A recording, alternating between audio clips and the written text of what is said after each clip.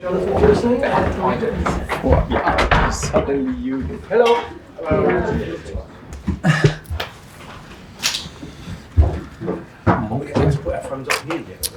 I think the table is the preferred parameter, please. That's all.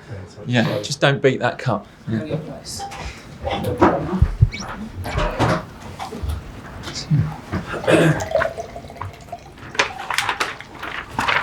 Okay, good afternoon everyone. Welcome to today's press conference. We're going to begin with the broadcast section and Gary from Sky Sports News. Thanks, Adrian. Hello, Thomas. Thanks for your time. Hi. Welcome back after a little break. Yes, thanks. Team news then after everyone's been away with their international teams. Team news, Callum Hudson-Odoi and Ben Chilwell will miss the game tomorrow. Callum still feels his Achilles a little bit and has some lower back problems. Everybody else was in training and it's always a challenge to come back after these breaks because everybody was all around the world and everybody has different experiences, some of them very successful, some of them not. Some of them played a lot, some have jet lag and so on. So it's always a challenge. You're never 100% sure where you are and we try to regroup, regather and restart tomorrow. Reece James raring to go? Ready to go, yeah. Reece is in the squad for tomorrow. Cesar Azpilicueta, your captain, gratuitously got another year on his contract. Yeah. Did you know that was going to happen and how do you feel about it? Yeah, I knew it's going to happen because I knew the amount of games when it's going to happen and he was so close. Oh, it's a good thing. We were aware of it and it's good news for us. It makes it more likely perhaps that he will stay. Yeah, in the summer. yeah, absolutely. We have a contract and he's our captain, so it's a very high probability that he will stay. Tony, though, Rudiger, his brother and agent, has been meeting with the hierarchy of Barcelona. Does that worry you? If it's true, I mean, yeah, of course. I would try to meet him if I was in any other club because and still he's our player and I still think that we have a good chance that he stays our player once things are solved for us. But the situation is the situation that we are like in the moment. Our hands are tied. We cannot speak to him. We cannot offer him. We cannot renegotiate and negotiate with him and his agent. So fair enough that he listens, if it's true, that he listens to other offers. That's the way things go, but I'm still confident. You mentioned there the situation. Yeah. Sorry to ask you again. Yeah. But have you had any updates? It's now down to shortlist of 4, it seems. I have the same. And are you? Because we understand they've got. I actually am not sure if I could even tell you the names like of the consortiums and the new bidders, but that's also my information that it's down to 4, and in the next weeks there should be like further talks and negotiations. Just on that, we understand that they've got a chance to meet you, for example. Have you got a date for that? I'm not. No, absolutely not. I'm not sure if they want to, and I'm not sure if I should. Not sure if it's a good idea or bad idea or whatever. Maybe it's best to be involved if I'm involved as late as possible. Just finally from me, and I know you don't really care, you prefer winning things as a team, but you've won every single game in every competition in March. Yeah. Dealt with all the stuff that's going on off the pitch. Everyone says really well. Mikel Arteta, not involved in the FA Cup, not involved in the Champions League, lost one of his games in the Premier League, and yet he's manager of the month. Do you find that a bit odd? No, it's okay. It's okay. I don't worry. We can leave it like this. We win all the matches, and I don't get the reward. I cannot be happier. Thanks, Gary. John Southall. Hi Thomas, since we last spoke, the government have changed the club's licence so your fans can now watching the Champions League and the FA Cup, which is good. Mm-hmm. Tomorrow, only your season ticket holders can be at the game. What do you make of that? Well, we had the situation before, no, in the league. But they haven't changed that. Should they change that? Do you think? Well, from perspective, from solely team perspective and our sportive perspective, it would be perfect to have all our spectators in the stadium to support us. We are happy that things changed and we can have spectators in the FA Cup final and of course in Champions League. And for tomorrow, everybody needs to step up, and everybody is in charge and is responsibility to create a good atmosphere, because we need our spectators, and if we are a little bit less, they need to compensate for the ones missing. Yeah, you mentioned about players coming back this week, and some have had different experiences. Yeah. So how's Jorginho?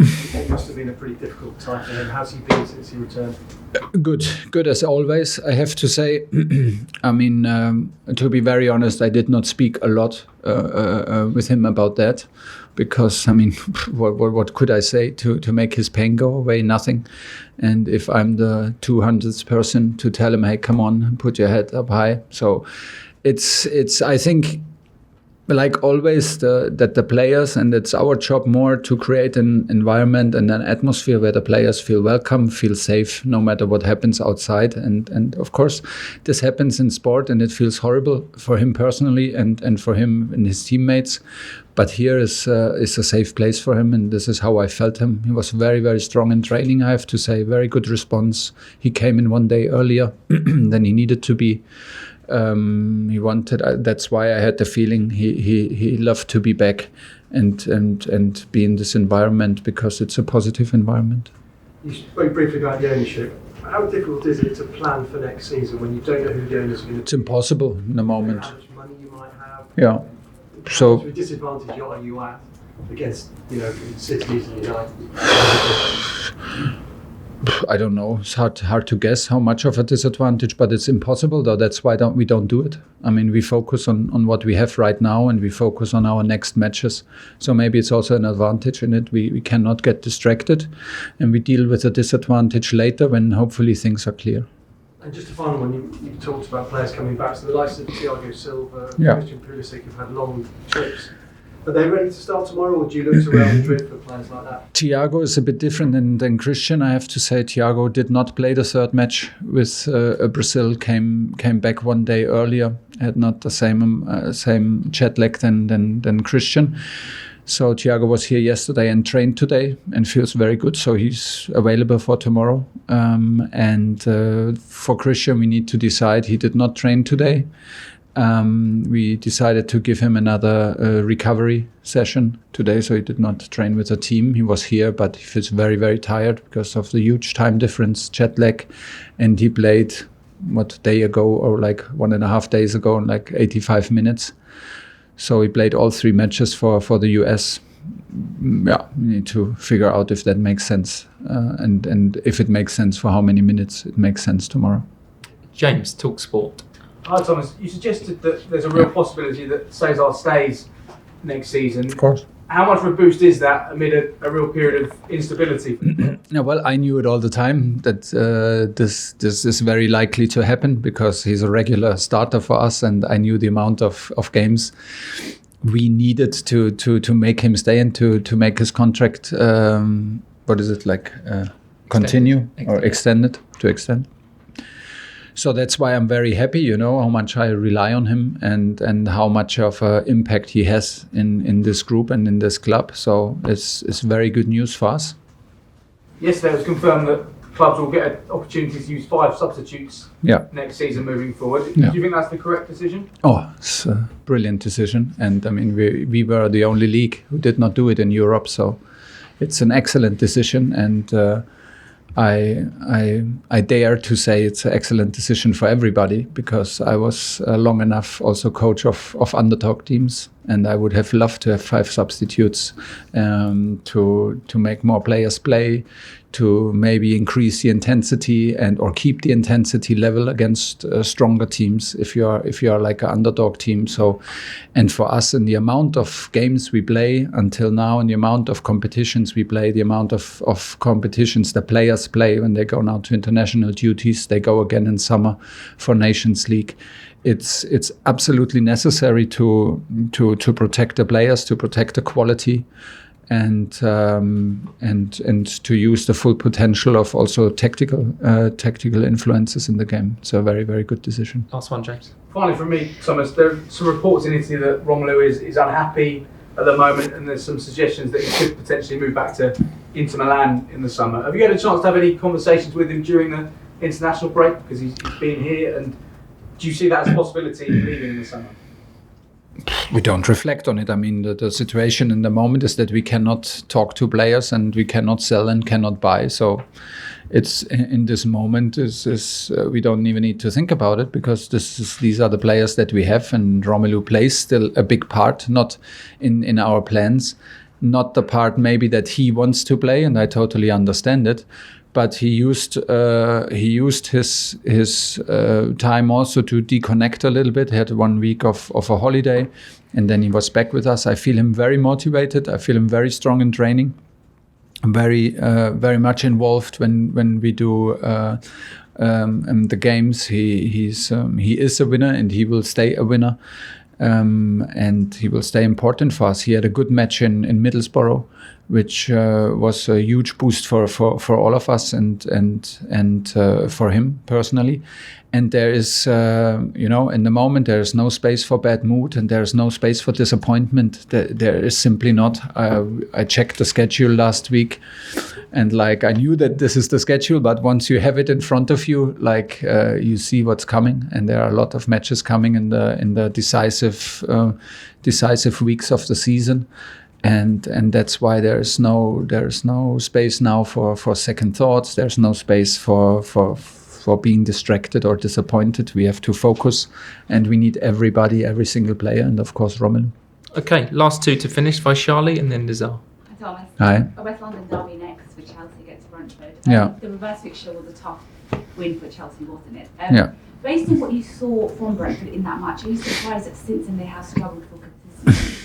Well, but it's maybe also normal.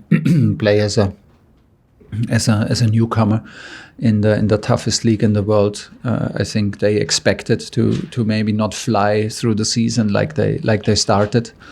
When we played them in the first match, it was one of the worst moments to play them, because they were absolutely flying. They were full of positivity and full of belief, and we made a very good match and struggled in the last 18 minutes like crazy. And we needed to defend and needed a lot of luck to escape with 3 points.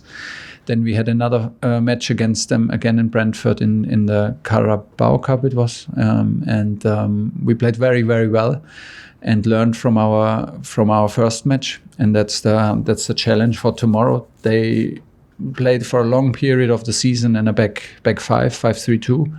Now they changed in the last matches to a 4-3-3. So let's see what they will do tomorrow. They're still a very physical team. They are still a very direct team. They're still a team who rely heavily on set pieces. So we know about it, and we need to be ready. We expect a tough one again. And of course now they have Christian Eriksen in their team. Yeah. What have you made of his journey back from the Cardiff arrest at Stamford Bridge? Well, I was not particularly, of course, following every little step, but I'm aware of the story, and it's brilliant that he's back, and it's brilliant that he's back in Premier League and has the chance to enjoy football on this kind of level. It's perfect news, and it's a wonderful story. Last question in the broadcast, Nizar. Thomas, John Laporta, the Barcelona president, was talking, and he said that they've signed 2 players. One's a midfielder, one's a defender. Most people believe the defender is Andreas Christensen. I wonder if you have any clarity on that, or if it bothers you at all that they're talking them like this. We heard the rumors, and we heard the same rumors. Yeah. I have no confirmation for you, as I did not speak to Andreas about it at the moment. But we heard the same rumors, so, or maybe it's okay. like this.